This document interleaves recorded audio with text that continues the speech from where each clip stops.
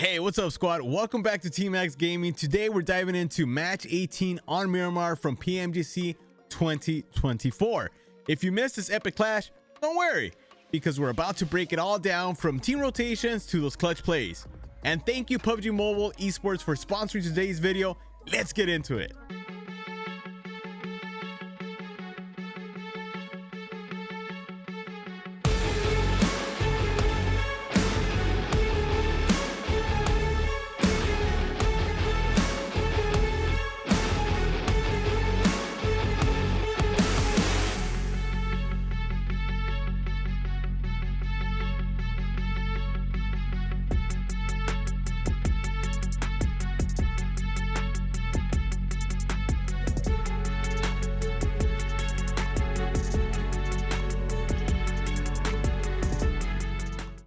First up, let's set the stage. Match 18 takes place on the rugged terrain of Miramar, known for its long-range battles and strategic rotations. With the competition this fierce, Team D+, RCB, and Enigma Galaxy had their sights set on getting those crucial points. Let's not forget about Influence Rage. They're sitting on 4th place with an opportunity of being top 3. Now to set some storylines before match 18, which is the final match of PMGC 2024, we have our results from match 17. In first place, we have RCB with 137 points, second place D+ with 136 points, and Enigma Galaxy with a total of 132 points.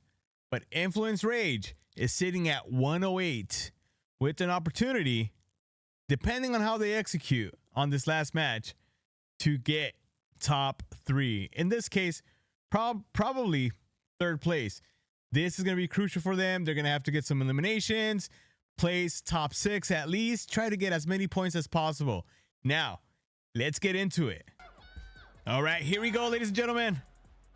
Look at that beautiful trophy. That's what they're going for. That's what they're battling out. 18 games. Here's our final map, final match of MGC 2024. Look how beautiful that looks. It got the parachute right in the middle, and here's our flight path. As stated there, Miramar Grand Final match 18 out of 18. We do have a flight path going from south to north, heading to Torre Ahumada. If you guys don't know what that means, in English, that means tower, smoke tower. Ahumada means smoked, Torre means tower. Anyways, enough of my bilingual stuff. Let's check out where these teams land. Now, most of the teams do have their own landing spot. So the altercations that we will see might not happen right off the bat, but we'll see. And soon, shortly, we are going to get a circle. And let's see what the circle does. And there it is, fam. We're going to go ahead and pause this and look at the map view here. We have a eastern zone.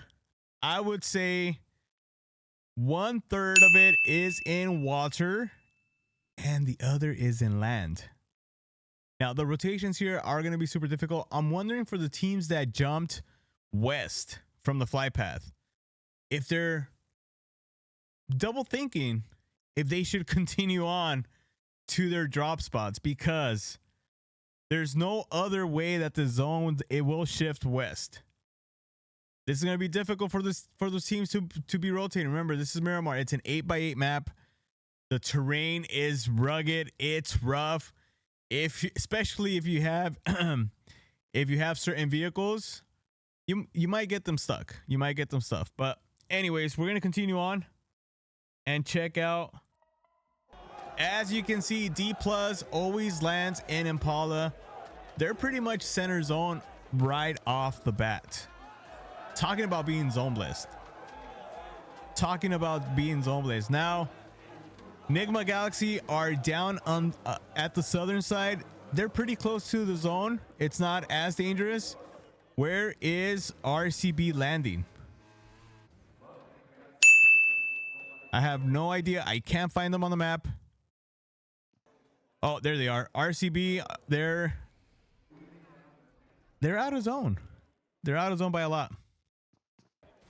Many vehicles are rotating. Teams that are not rotating: Alpha 7, Navi, TJB.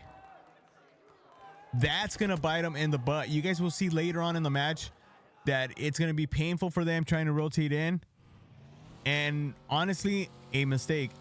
I know these two teams, they're not on the top, but it's gonna hurt them trying to rotate into zone. And here we have D+ Chips looking down at Falcon Icy. Now this strategy, I like it, but it's pretty dangerous. Let's go ahead and pause this. Pause the map as well. This is pretty dangerous. Why? Because you're outcasted. You're there by yourself. Yes, you are scouting. You're providing information to your team, which is, I would say it's like 85% of these matches, right? Information. That's what you need. You need information. If you have information, it's going to make you that much better. The problem with this situation here is that he's super high up on the mountains and he's there by himself. As you guys can see on the top right, the mini map, it's just him there. If he gets knocked, that's it. That's it. So he's providing support, but there's no one supporting him. And the way that he's providing support, like I said, he's providing information. But he gets knocked, that's it. Eliminated. Why? He either going to bleed out or he's going to try to get off the mountain and get eliminated by fall damage. Okay, we have 49 seconds for zone to shift. This is going to be ideal. We know that the zone, it will end up on the island, and we have an altercation here going off. RCB starting off with their first elimination. We'll see them at the end of the match with about 13 eliminations, and that's who they took out. One of the players from INF. This is going to hurt them big. They're down one player. Rotations, rotations, rotations, rotations. Caught him on the rotation. Caught him slipping. And secured the point for that elimination. Okay, we're currently seeing a map feed, but we also have it here on our side. And look at that. This is stage 2. You could hear the crowd going wild. You could hear the crowd going wild. Why? Why are they going wild? Switch to map view.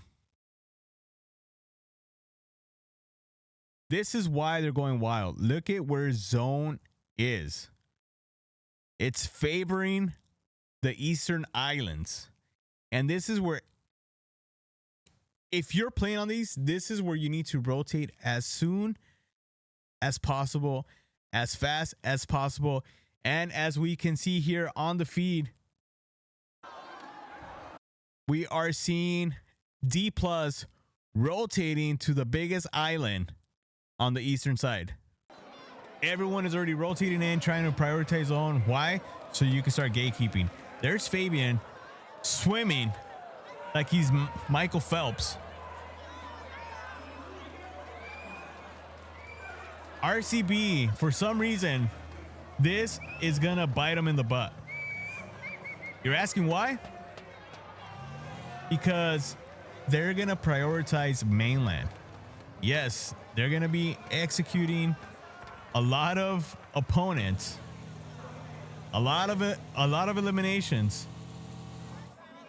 But at the end, you still got Papa Blue. Papa Blue. What are you gonna do with Papa Blue? You can't eliminate Papa Blue. Falcon Esports. Falcon Icy shooting at TSPRT. And does connect some shot. There is a knock there. Okay, so I don't understand why Falcon did not just go into the water. They were there already. Half of the team was already in the water. I don't know why they just didn't follow their plan, continue swimming, and this just bit them in the butt. Now we got a third party. This is what RCB does. They are a third party masters. They hear the shots. Look at that nade. Beautiful nade. Beautiful nade by who? Was it Loxy? No, it was not Loxy. I think it was Sarah. But Silas trying to find them, trying to secure those points. They currently have 4 eliminations. And we got zone closing once again. This is stage 2 going on 3. We're going to go ahead and change map feed here.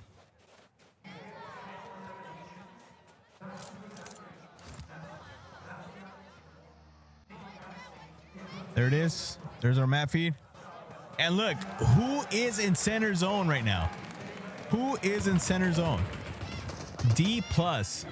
D+ is in center zone. They're going to start gatekeeping all these teams. That had to be an off angle. As we can see on the kill feed as well, we have Mafioso being taken out, Alpha 7. This is what happens when you do the late rotations, especially here.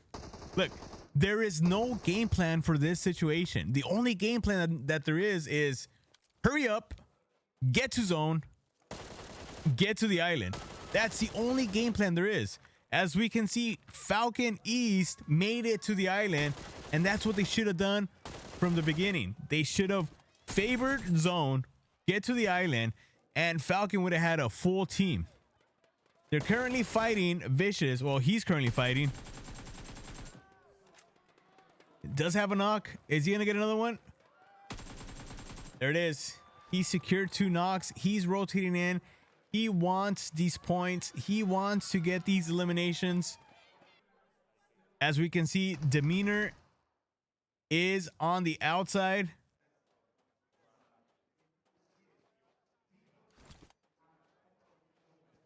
And this is the mistake that East did. He ignored Demeanor, and Demeanor's getting an off angle and gets taken out. Now check out where RCB is. RCB is still on the mainland. Many teams are in the mainland, to be honest, but RCB has a 2-2 split. They're hearing shots. They're trying to secure these eliminations. But like I said, the choice that they chose hurt them by not going into zone, because I feel they could have went ham favoring zone and taking care of business at the islands. They're following Thunder Talk. There's a knock. They secured a knock. Loxy looking down at the vehicles. There's nope. Oh, there it is. They found both players. Now they're at 9 eliminations.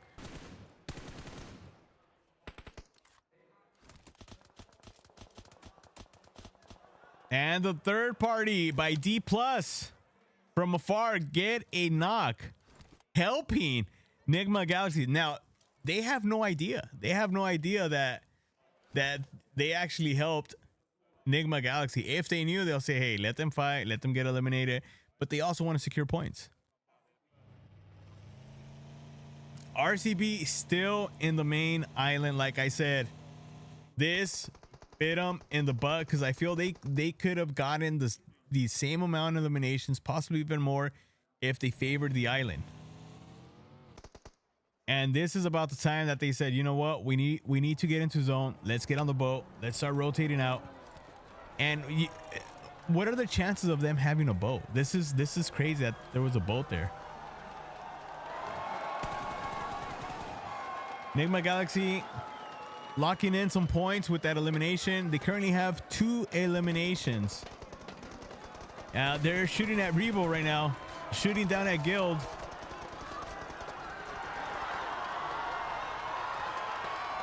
Okay, so they made it to the island. They made it to the island, to zone. But this is where they get in trouble, because Guild is up there. They have no idea where they're crashing. They don't know if they're being pinched. They don't know if there's enemies there. They were just like, hurry up, we gotta go, because zone is on our back. Papa Blue is gonna put in some work on us, and we don't need that. So now they're Now they're just not fighting Papa Blue, but they're also fighting Guild, and I believe Vicious is also shooting at them from a different angle. If we're looking at the map, mini map on the top right, you can see Vicious looking down at RCB, but they're also surrounded by Alpha 7 and Influence Rage. Gil Wagner cooking up some nades, throwing nades, does not connect. RCB is pretty much in trouble, but we have Diego. Diego gets a knock from Influence Rage. Let me stop this. Okay, so I don't know if that was a good idea by Diego. Okay. Diego also, the only information that he has is what he's seeing, right? In this case, he's seeing that RCB, Sara, and Silas are knocked. He probably seen on a different angle that Loxy was also knocked. And he only knew about Guild. Had no idea about Jakey being on the other side. And that's what probably hurt him. That's what probably hurt him. If I was him, I would have stayed on the boat just a little bit longer. But he decided to get on the boat, take care, or try to eliminate Wagner. And in this case, it did not work out for him.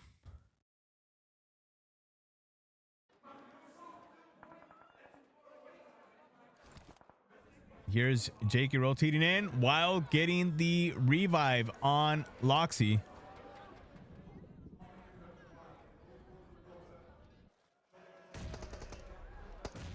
DRX, D plus with that beautiful nade did connect. Now, this is what I love about D plus. D plus, if I'm looking at the map, they are together. There's no 2-2 split. One of them stayed in the mainland. We're going to call him the anchor, while the other three rotated in. But like I said, that could make you or break you because you might lose one on the rotation because he's left behind by himself. And they're pretty much gathering information as other teams come in. Look, we have Alpha 7 here.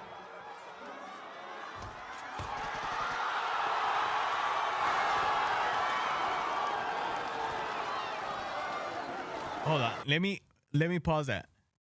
Alpha 7 had no choice, right? He could either stayed in the water, but he probably would have been discovered, and RCB would have gone onto the land and start shooting down. But I'm not sure if you guys noticed the weapons that he was carrying, and I believe it was Mafioso. He had a shotgun and a Mini 14. Okay, distance wise, he was at a good range to use a shotgun, but I feel if he possibly would have had like a UMP or a AR, his chances of taking Loxy and Wild out would have been a lot greater. All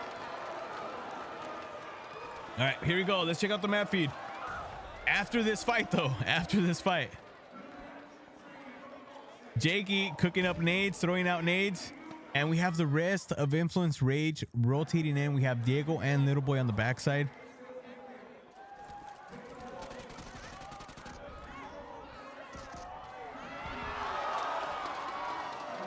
Yo, Jakey was able to get a knocked on Wild, but Jakey is a sliver of health. Not sure if he had any more boost. I would have been boosted all the way so he could get that click on getting healed. Now they're in big trouble. Why? Because they're getting shot by... Oh, there you go. He just got eliminated. Loxy took out the shotgun, did connect some shots. He was a sliver of health, was taken out. But then Vicious is also with the third party from a distance shooting in. And that nade connect beautifully. Now, yeah, it's VD and Vicious going at it. As Influence Rage is down on the northwest side of the small island. But look at the way that D plus move. They are rotating. They still have an anchor on the backside, which is Fabian, looking to see if there's any stranglers on the backside. Look at the spread that they have, right? They're both on separate hills per se, but they're at the same level, right? Osal is not below, or Nulbo is not below. I'm sorry if I said your name wrong, but he's not below. They're at the same level, just on different sides, right? So this actually helps him out, because if Vicious comes up from either side, doesn't matter what side, they both have eyesights. They could both provide information, and someone could get that angle that they're not expecting. And we can see Little Boy down on the northwest side, and Zone's about to pop. Let's switch map view here, and there it is. This is gatekeeping at its finest, as the whole game, the whole match, D plus zone blessed 100%. And there's the first knock on Reyes, and gets eliminated. They're taking no chances. Now Vicious is down to one player, INF is down to one player, and D plus has this under control. This is their island.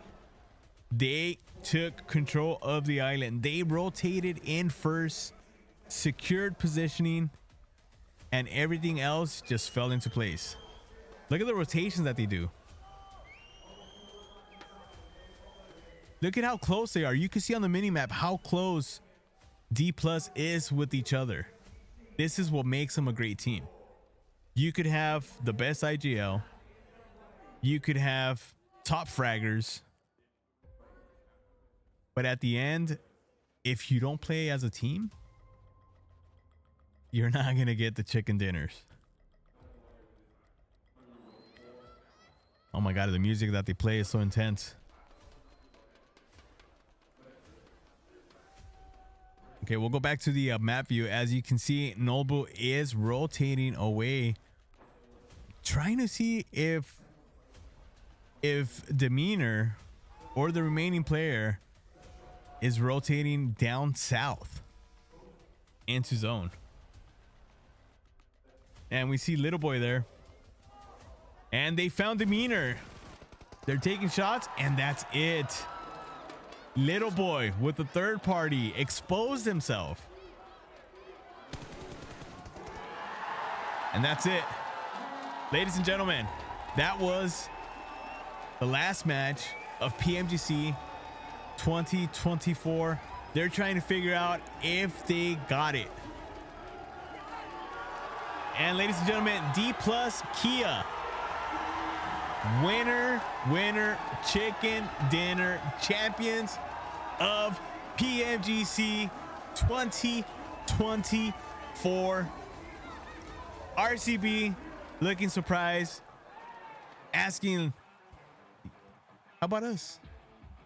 How about us? What happened? What happened?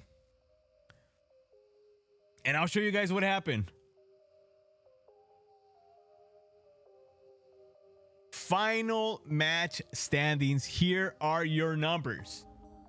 D plus Kia came in with 153 points overall ranking. RCB 152, and Nigma Galaxy with 137. It was up by 1 point. D plus Kia locked it in. Like I said, if RCB would have favored zone instead of eliminations, they probably would have won this. They were really close. If they could have gotten maybe 1 or 2, possibly 3 more eliminations, PMGC 2024 would have been theirs. No doubt about that. Well, there you go, folks. This match showcased why Miramar is a true test of strategy and adaptability. Teams that focus on positioning and rotation shine the brightest. Team D plus disciplined play earned them a well chicken dinner, while Team RCB clutch plays kept them in contention. That's our review for match 18 R Miramar. If you enjoyed this breakdown, don't forget to like, comment, and subscribe. Let me know in the comments which moment stood out to you the most. And once again, thank you PUBG Mobile Esports for sponsoring today's video. See you in the next one.